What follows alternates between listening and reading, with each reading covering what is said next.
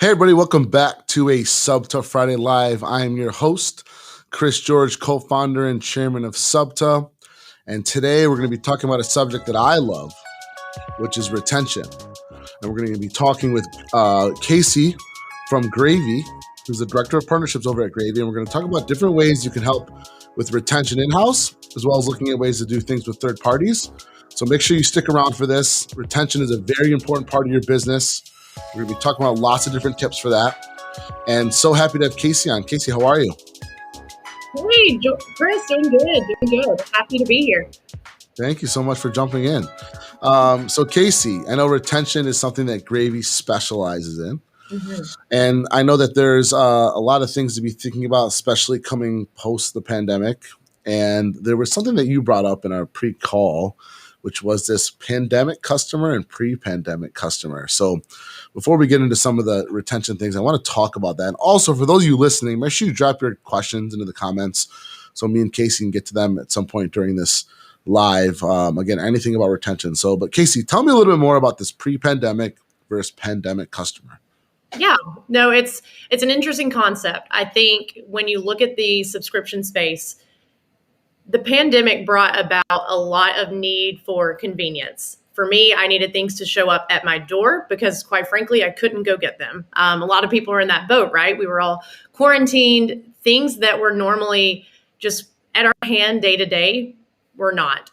So it opened up a big channel for all subscription organizations and brought in an influx of people who may have not subscribed before, but now they are.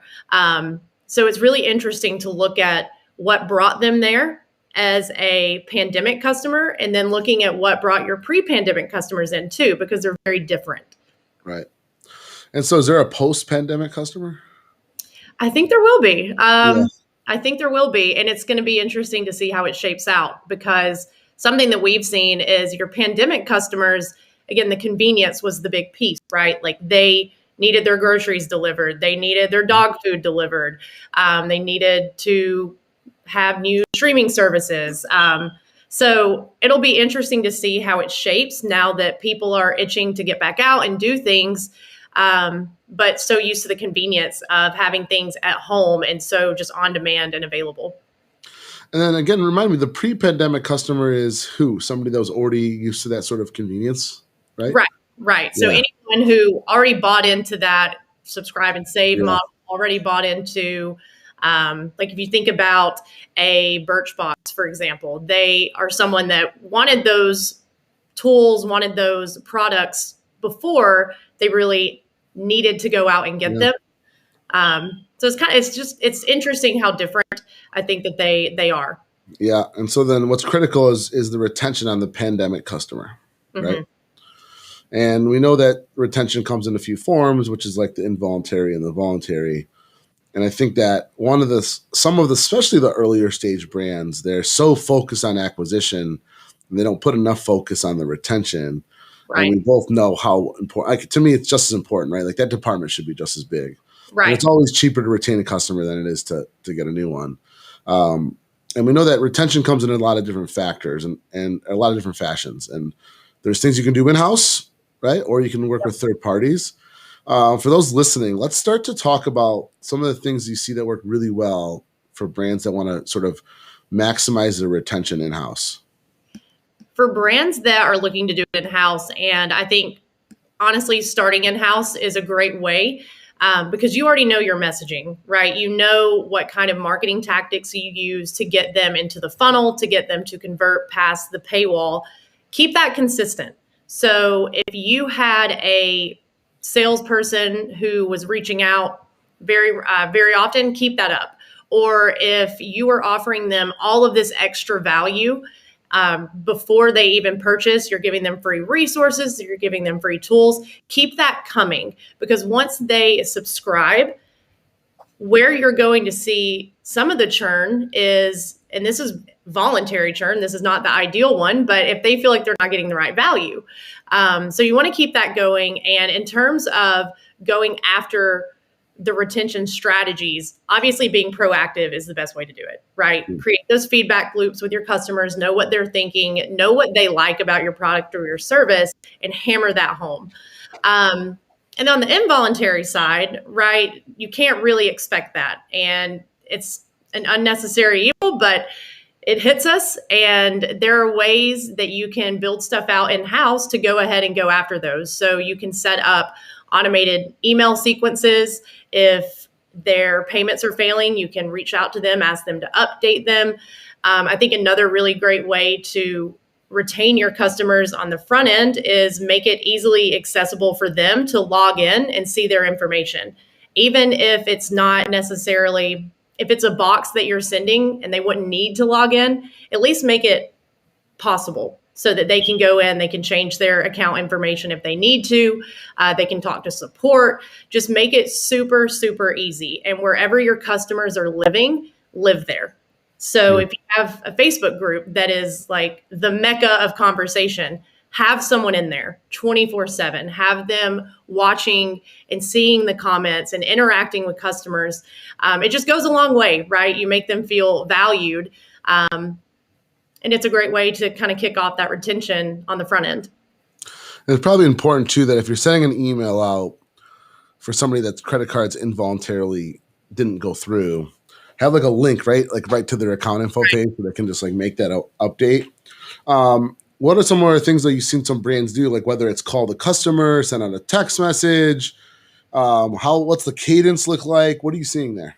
Yeah, it kind of depends on what your standard messaging is. I love examples, so I'll go ahead and throw one out. I'm surprised it took me this long to do it.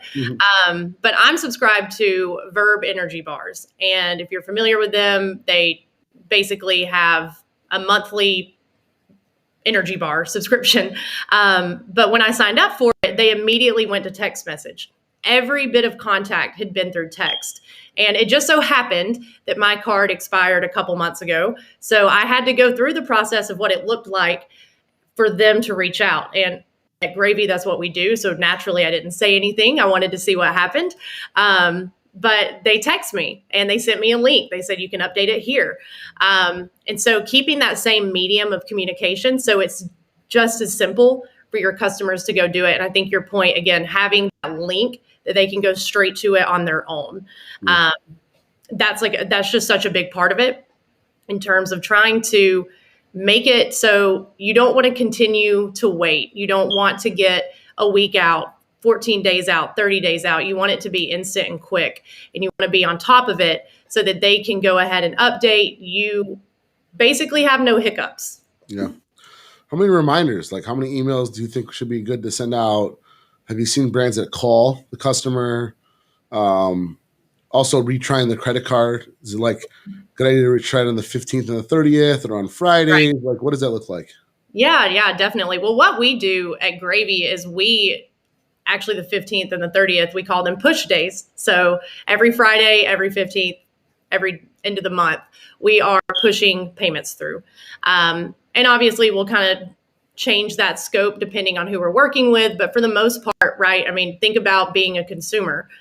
Take it out of the business. You are the one subscribing. If you get paid every other Friday, that's the perfect time to try it. And then in terms of maybe the push doesn't work. And oftentimes it doesn't. So you do need to go contact the client. We have found that phone calls just really don't work. People don't want to pick up the call if they don't recognize the number. And likely they won't. So emails are usually the best way to go about it. We build out campaigns based on what our customers are comfortable with, but ideally you're looking at a 3 or 4 email touch.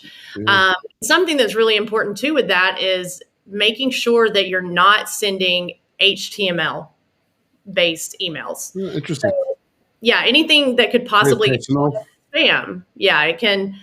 And again, going back to that consumer comment, we are consumers. If I get an email that looks like an advertisement, I'm going to think it's an advertisement. So you want to be really careful to make sure that you're showing that you're reaching out on behalf of the company to help them as an individual. You're not trying to sell to them, because it's going to be hard for them to differentiate if they were blasted with lots of marketing emails that look just like your, hey, can you update your card email? Right. I think there's probably something to be said too on how you approach it too, right? With that email. Right. So it's like, hey, we don't want you to miss out on the next month's box. like not saying, hey, your card declined, more like, hey, your card didn't process this month, right? Those are some of the terms you'd want to use instead of, Exactly. yeah. And then I was, and I think saying things like, we just want to make sure you don't miss out. And maybe on the second or third email, like maybe giving like a sneak peek. It's like this Right. month's box. Like those are some pretty cool things you probably could do, right? Yeah, you could definitely kind of build it out in a tier system. So with the first one, it's definitely not the customer's fault that it failed. Just remember that. It is not the customer's fault. So you want to be empathetic of, we want to make sure you continue to get the value. Yep. Yep. Stress that. And especially if you can see how long they've been a customer, whether they're a new customer, an old customer, keeping them for life is extremely important. So make it seem like there's not an issue. Right. Everything's great. Everything's gravy. Had to throw that in there. No, Everything is gravy. everything's gravy. No, you want to make them feel comfortable about it. And it's already an awkward situation. Like even if you're in person and you run your card and it fails, it's so awkward for the cashier to say, "Oh, declined." So keep that same energy. And then, yeah, as the campaigns progress, we see a lot of subscription companies that will offer incentives. Like, you know what? If it's been a hard month, we got you. We got this one. Like it's on us. Or how about we delay this one and we'll pick back up in August? So building out some kind of structure to go meet them a little bit, meet them more than halfway to make sure you keep their loyalty. Yeah.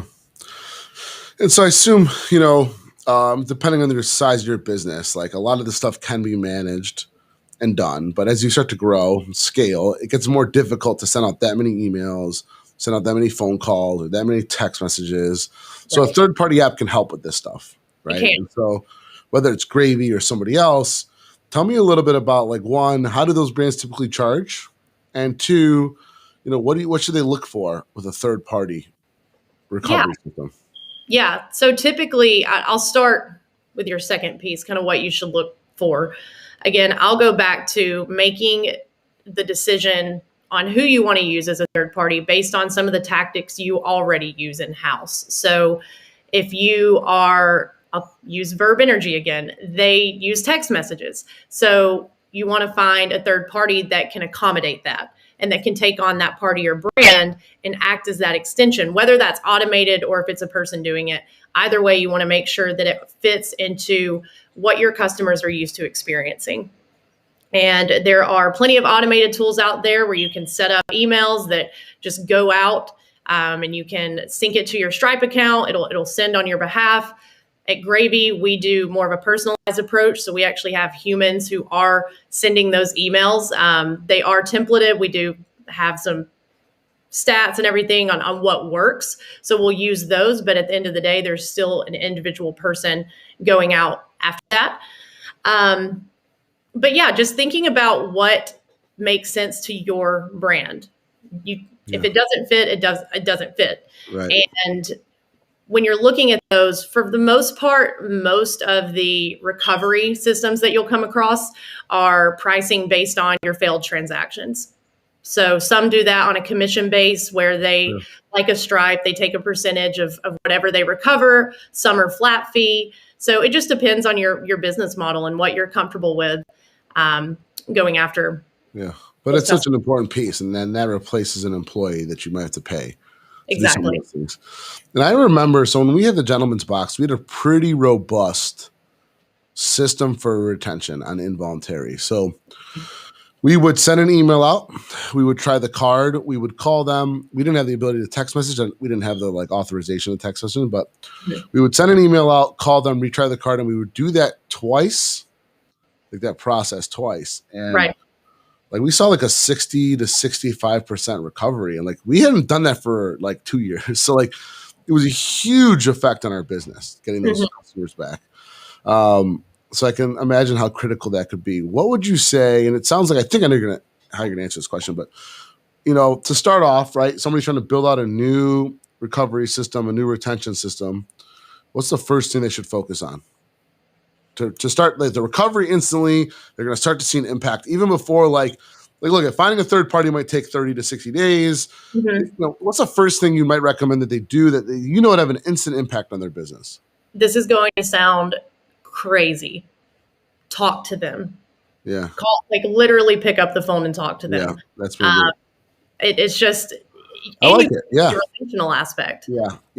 I feel like you could probably export the emails and hit them with a quick email, but like, you're right, talking to them, letting them know, like, hey, we just want to update. This isn't a sell. Like, you're not trying to sell them. Just like, hey, we want to make sure your account processes this month so you can get the product. We don't want you to miss out on it. Right. And I think you probably leverage some things of like quantities and things like that. But no, that's great. I really appreciate that. And so, good. I think that, the key takeaways here are, one, you need to implement a retention process. Absolutely. No matter what it is. In-house or third party. Yeah. Third party can make things easier, especially as you start to scale. And make sure you're emailing, texting, calling, and retrying credit cards throughout the month. Mm-hmm. This is great. Casey, tell us a little bit more about Gravy. And if anybody wants to get in touch with you just to ask you questions about retention, how can they do that? Okay. Yeah. So Gravy is failed payment recovery, personalized specifically for your brand. So we have a team that literally takes on your brand. Your customers will never know that Gravy is the one reaching out to them. They will just assume it's someone at your organization. So we're powered by people. And what that means is we really put a lot into our people and how they are interacting with your customers. Because at the end of the day, we're also in a business and we also want to retain customers. So we're going to do what's best for our client. And just if you want to find out more about Gravy, you can check out our website, gravysolutions.io. Lots of great content there, kind of broken out between the different segments of the subscription space. So really great to check that out. You can also email me, Casey Paget at gravysolutions.io. Happy to answer any and all questions and continue to talk about retention. Love it. Casey, thanks a ton. For those of you watching, Casey and the Gravy team will be in Dallas for Sub Summit, September 21st to the 23rd. So make sure you're there. Just some quick notes. Early bird tickets are for sale for subsummit.com. We're really excited about this. We've got over 90 sponsors committed. We expect more than 800 and 900 attendees this year, and we're all very excited to get back in person. We also, last bid item, June 26th is the cutoff for the pitch competition. It's your chance to win $20,000 in cash and prizes. So make sure you apply for that. We're on our second round of pitches. Next week, I'm on No Excuses with Wildlife Adventures, and I'll be on Subscription Box Review on Snap Crate next week. So there's a ton of stuff there.